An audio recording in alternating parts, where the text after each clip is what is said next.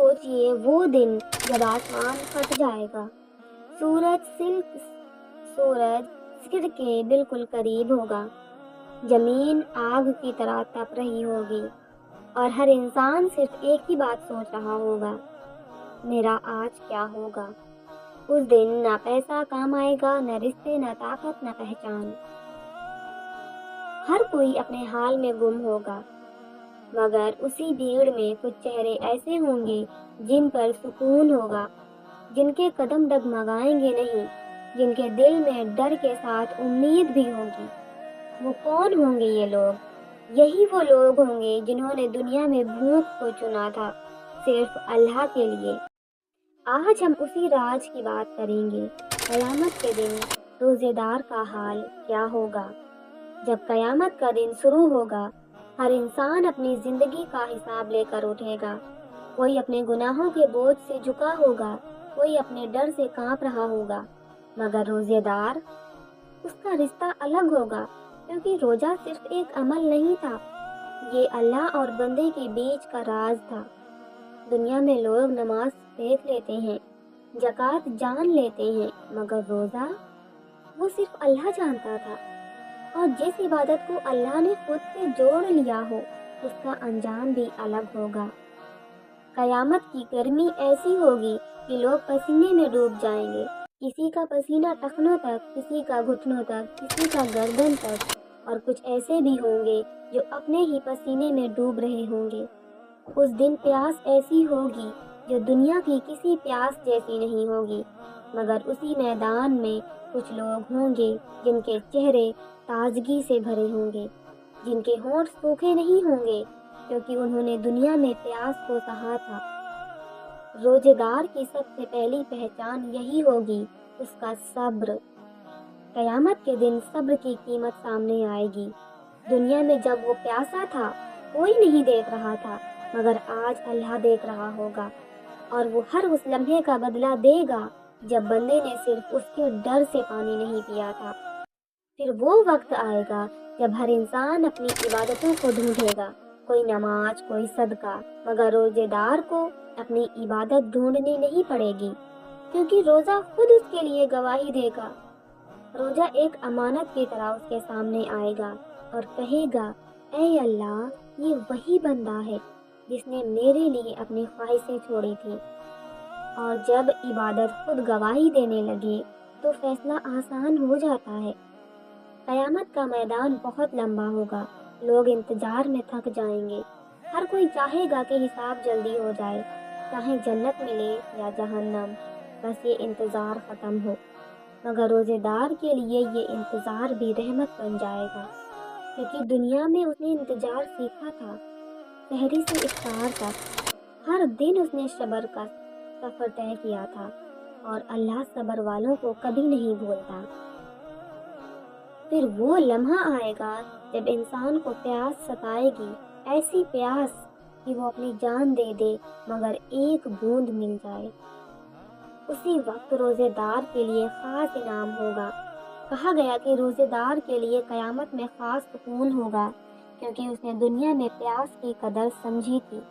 اور پھر وہ منظر جسے سن کر دل کانپتا ہے، جب لوگوں کو جنت کی طرف لے جایا جائے گا تو جنت کے کئی دروازے ہوں گے، ہر دروازہ ایک خاص عبادت کے لیے ہوگا، کوئی نمازیوں کا، کوئی صدقہ دینے والوں کا، مگر ایک دروازہ ایسا ہوگا جو صرف روزے داروں کے لیے ہوگا، اس کا نام ہوگا ریان۔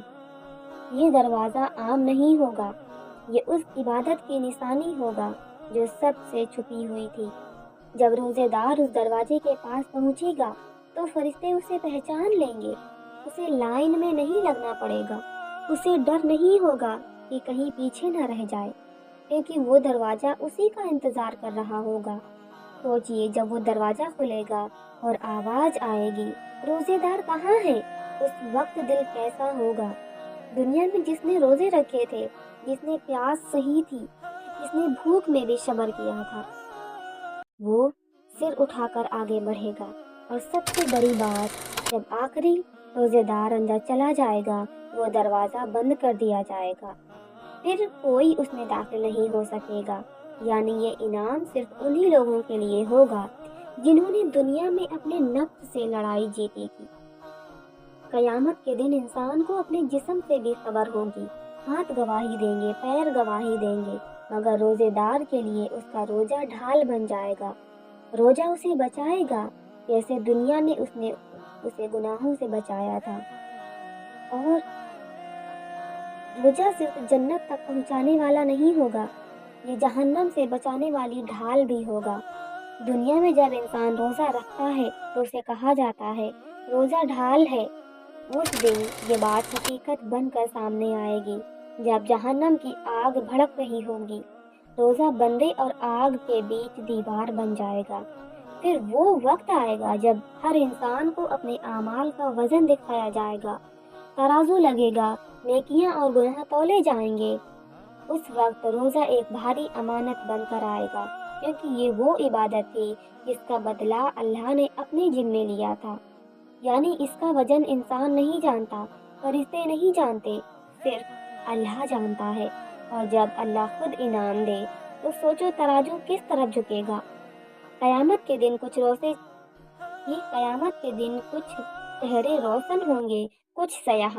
روزے دار کا چہرہ روشن ہوگا کیونکہ اس نے دنیا میں اپنے چہرے کو اللہ کے لیے جھکایا تھا۔ اس کی آنکھوں میں وہ چمک ہوگی جو صبر سے پیدا ہوتی ہے۔ اور یاد رکھنا، روزے دار کی پہچان صرف اس کے اعمال سے نہیں ہوگی، اس کی خوشبو سے بھی ہوگی۔ پھر وہ لمحہ آئے گا جب لوگ اپنے گناہ یاد کریں گے، چھوٹے چھوٹے گناہ پہاڑ بن کر سامنے آئیں گے، مگر روزے دار کے گناہ مٹتے جائیں گے، کیونکہ روزہ صرف صبر نہیں تھا، یہ گناہوں کا کفارہ تھا۔ ہر روزہ ہر پرت کی طرح گناہوں کو ڈھکتا گیا تھا، اور قیامت کے دن یہی پرتیں اسے ہلکا کر دیں گی۔ قیامت میں سب سے مشکل وقت ہوگا پل صراط، جہنم کے اوپر ایک پل، پتلا، تیز، ڈراونا۔ لوگ پھسلیں گے، گریں گے، مگر روزے دار کے قدم مضبوط ہوں گے، کیونکہ جس نے دنیا میں اپنے نفس کو روکا ہو اسے اللہ گرنے نہیں دیتا۔ اور پھر جب بندہ اس پل کو پار کر لے گا، سامنے جنت ہوگی۔ جنت میں داخل ہونے کے بعد روزے دار کو ایک خاص انعام ملے گا۔ اس کے لیے ایسی نعمتیں ہوں گی جو اس نے کبھی سوچی نہیں ہوں گی، کیونکہ اس نے دنیا میں اپنی خواہشوں کو روکا تھا۔ جس نے اپنی خواہشوں کو روکا ہو، اللہ اس کی خواہشیں پوری کرتا ہے۔ اور سب سے بڑا انعام اللہ کی رضا۔ اور جب اللہ کہے گا اے میرے بندے، تو نے میرے لیے بھوک سہی، پیاس سہی، آج میں تجھ سے راضی ہوں، اس وقت روزے دار کی آنکھوں سے آنسو نکلیں گے۔ سوچئے قیامت کے دن ہر انسان پچھتا رہا ہوگا، روزے دار شکر کر رہے ہوں گے۔ جب لوگ کہیں گے کاش ہم دنیا میں کچھ اور کر لیتے، روزے دار کہے گا الحمدللہ، مگر ایک بات دل میں بٹھا لو، یہ انعام صرف بھوک سہنے کا نہیں، یہ اس روزے کا ہے جس میں دل بھی روزے دار تھا، جس میں آنکھ بھی روزے دار تھی، زبان بھی روزے دار تھی، کیونکہ قیامت میں اصلی روزے دار وہی ہوگا جس نے دنیا میں خود کو بدلا تھا۔ آج اگر ہم روزہ رکھتے ہیں مگر جھوٹ بولتے ہیں، دل دکھاتے ہیں، تو ہمیں سوچنا ہوگا، کیونکہ قیامت میں